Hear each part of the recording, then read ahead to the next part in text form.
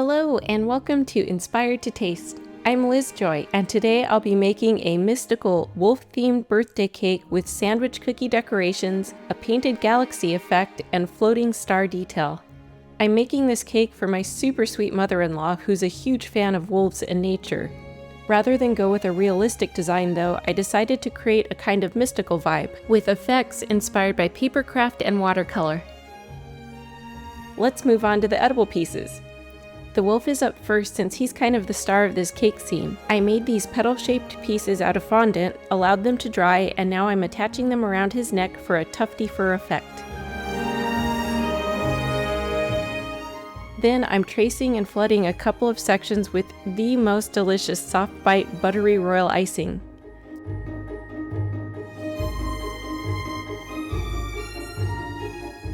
I'm also coating the fur tufts with royal icing.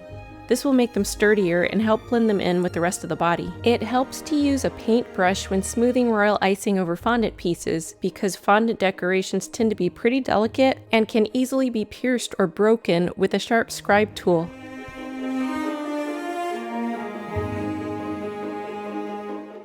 After that, I'm flooding the rest of the body.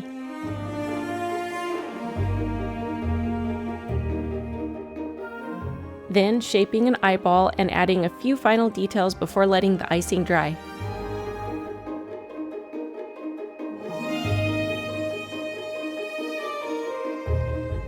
Next comes a watercolor effect. I'm using a variety of food coloring brands and formats, thinning them all out with color solution from thesugarart.com.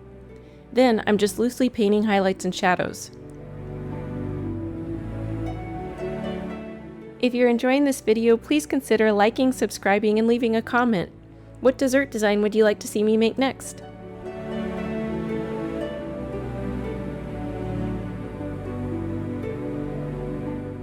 To finish the papercraft effect, I'm using fondant to create a few swirly fur details that look like quilled paper.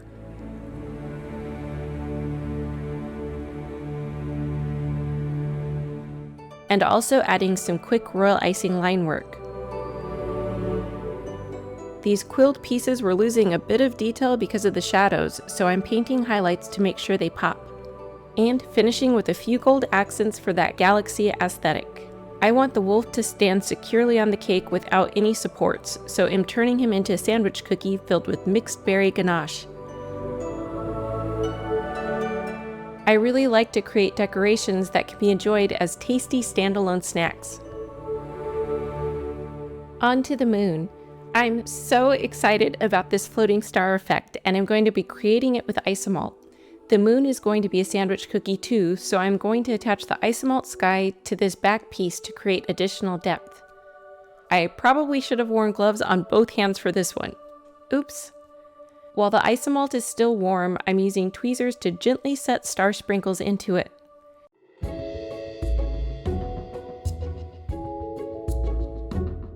Then I can move on to decorating the top cookie while the isomalt cools. I'm beginning by piping a bunch of circular craters.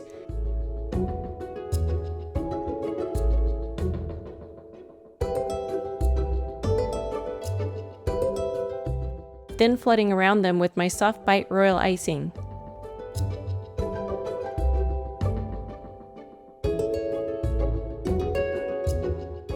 Once that dries, I can begin painting with food coloring.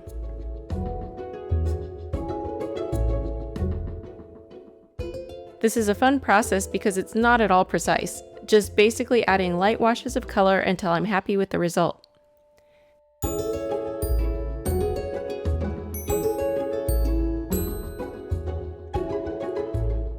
Now I can pipe a few more stars onto the isomalt sky using royal icing.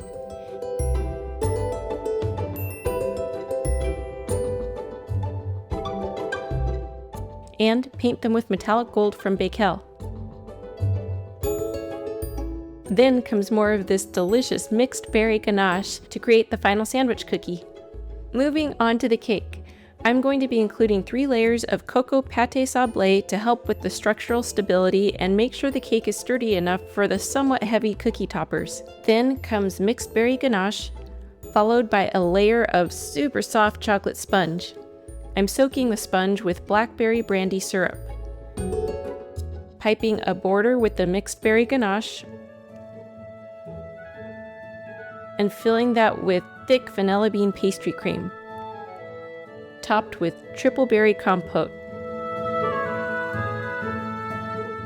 Then another pâte sablé layer that I already coated with ganache to keep it from absorbing the berry compote and getting soggy. And then just repeating the previous layers. Mixed berry ganache, chocolate sponge, blackberry brandy syrup, vanilla bean pastry cream, triple berry compote, and the final layer of cocoa pâte sablé coated on both sides with ganache, and one last layer of chocolate cake. Then I'm crumb coating and covering the whole cake with the remaining mixed berry ganache. Galaxy effects are often created with multicolored frosting, but I'm going a different route and painting mine directly onto the set ganache using chocolate-friendly food colorings. I'm using a makeup sponge for these first layers because it's nice and soft and can cover large areas pretty quickly. This effect is really fun because there's no real right or wrong way to it. You can reference Galaxy images if you want, or just kind of go with the flow. Then I'm using a soft paintbrush to add swirls of shadows and highlights. And finally, I'm using a fan brush to spatter paint a gold starry effect. Then I'm just going to repeat that whole process on the sides of the cake.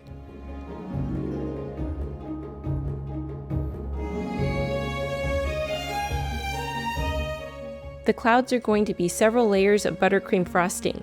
I'm piping dollops of frosting, then giving each a quick swipe with a palette knife.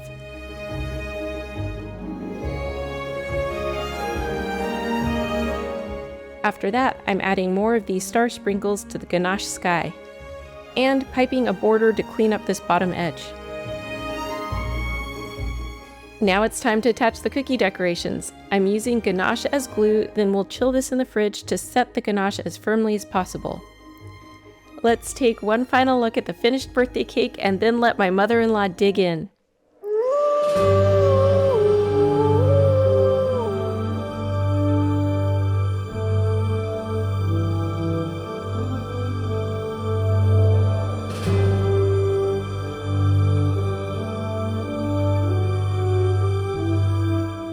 Tap or click for my soft bite royal icing recipe.